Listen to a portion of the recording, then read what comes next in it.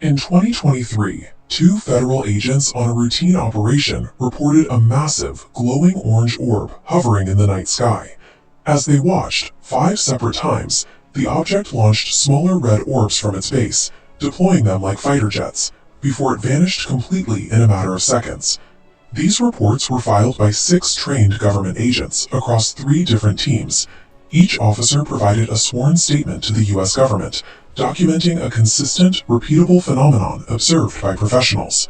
These accounts are now part of a massive public records release. At war.gov/UFO, the Department of War published 162 previously classified files, containing FBI documents, Pentagon reports, and 28 videos of unidentified aerial phenomenon. The data in these files often defies the known laws of inertia. Military infrared sensors in Greece recorded an object traveling at 80 miles per hour over the ocean, executing a perfect 90-degree turn, a maneuver that would tear any conventional airframe apart. With federal agents providing testimony and military hardware recording impossible flight paths, we have to look past the sightings themselves to understand what is actually operating in our airspace. While current reports focus on our atmosphere, the history of these sightings extends deep into orbit, where the witnesses have historically been even more credible. 4 hours into the 1965 Gemini 7 mission, astronaut Frank Borman radioed the Houston ground station to report a bogey at 10 o'clock high. In military code, he was identifying a specific, unknown aircraft alongside his capsule. Ground control initially suggested Borman was seeing his own booster rocket. However, Borman confirmed that the booster was visible in a different position, identifying this bogey as a distinct third object. During the Apollo missions, Buzz Aldrin and his crew reported seeing light flashes inside the cabin and large, sparkling light sources on the lunar surface. These observations from the moon were documented, but left without an immediate explanation. When the Pentagon and NASA lack a clear public answer for these events, it creates a void in the official narrative. The alien myth has historically stepped in to fill that space. Finding the truth about modern UFOs requires looking back to 1947, when the government established the playbook for handling public hysteria. After a pilot reported 9 objects flying at 1,200 miles per hour over Washington, the flying saucer phenomenon was born.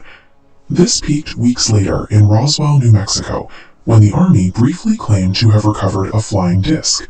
The debris actually belonged to Project Mogul. This was a classified U.S. operation using high-altitude balloons to detect sound waves from Soviet nuclear tests. It was an earthly secret that the military needed to protect at any cost. The Air Force eventually addressed reports of alien bodies as well. These were military test dummies dropped from high altitudes to study the effects of impact, later mistaken for extraterrestrials by the local public. Roswell demonstrated that the U.S. government could use public interest in aliens as a shield. By letting the saucer myth grow, they could test secret Cold War technology without revealing their strategic capabilities to the Soviet Union. To explain current sightings, we need to analyze where they are happening. The coordinates of these events tell a much more terrestrial story than the footage does. Look at UFO reports from the 1950s and 60s. Data clusters almost exclusively in the US, Germany, and the Soviet border. In 2024, reports concentrated in Iraq, Syria, and the Indo-Pacific. If we overlay US military bases, the clusters align perfectly. This correlation suggests we are seeing human technology. Sightings involved classified US black projects, Iranian loitering munitions, and Chinese high-altitude surveillance balloons being intercepted by the military's most advanced sensors. The geography reveals a clear pattern. These unidentified objects follow the path of modern geopolitical tension. They aren't random visits from space. They are the high-tech footprints of international conflict. This earthly explanation also accounts for the remaining anomalies reported by astronauts in space. The light flashes observed during moon missions have since been attributed to cosmic rays and atomic particles. Even the sparkling lights on the lunar surface are now viewed as sunlight reflecting off orbital debris, or smooth Earth bounce. In 2024, the Pentagon's All-Domain Anomaly Resolution Office, or ARO, published a comprehensive review of all UFO records dating back to 1945.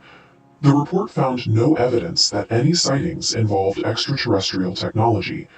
Instead, it concluded that the vast majority of cases were drones, weather balloons, spy planes, or satellites that the public simply could not identify. When the data is analyzed scientifically, the physics-breaking anomalies vanish. They are replaced by earthly objects operating in highly sensitive environments. If the government knows these aren't aliens, we have to ask why they continue to release ambiguous UFO files to the public without context. The government uses the alien myth as a form of camouflage. By allowing UFO theories to persist, the military can test advanced aerospace technology in plain sight, knowing that many observers will default to a supernatural explanation. This ambiguity provides a layer of protection. It distracts the public from political failures and foreign surveillance breaches, while masking the capabilities of America's own next-generation hardware.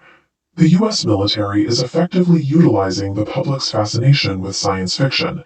They found that the best way to hide a secret aircraft is to let the world believe it belongs to another planet. The most significant secrets regarding UFOs aren't found in the stars. They are being developed and guarded right here on Earth.